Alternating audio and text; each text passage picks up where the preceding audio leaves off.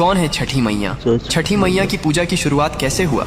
जब सृष्टि की शुरुआत हुई तब ब्रह्मा जी ने अपने कमंडल से जल उंडेला और सृष्टि का निर्माण प्रारंभ किया, लेकिन सृष्टि अधूरी थी। पुरुषों के बिना स्त्री शक्ति का अभाव था। ब्रह्मा जी ने स्वयं को 2 भागों में विभाजित कर लिया, एक पुरुष भाग जो सृष्टि का आधार बना और दूसरा स्त्री भाग जो प्रकृति देवी के रूप में प्रकट हुई।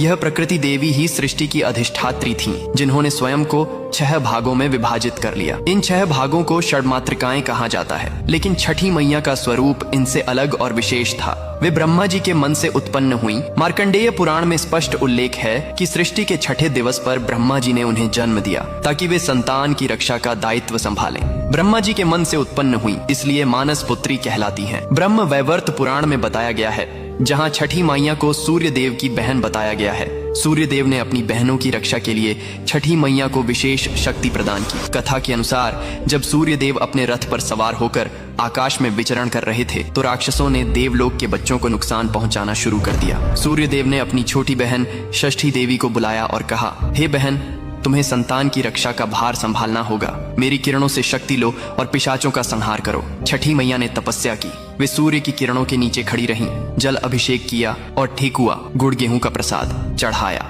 उनकी तपस्या से प्रसन्न होकर सूर्य देव ने उन्हें अमृता और रक्षा शक्ति का वरदान दिया। पिशाचों को हराकर बच्चों को बचाया। इस कथा से छठ पूजा में सूर्य और छठी मैया की संयुक्त पूजा की परंपरा चली। पुराणों में कहा गया है कि छठी मैया बिल्ली के रूप में भी प्रकट होती है, क्योंकि बिल्ली माँ की तरह बच्चों की रक्षा करती है, रात में जागती रहती है और खतरे से पिशाचों को हराकर बच्चों को बचाती है। इसीलिए उन्हें छठी मैया कहते हैं, जो छठे दिन जन्मी और छठे दिन पूजी जाती है। कमेंट में लिखो, जय छठी मैया।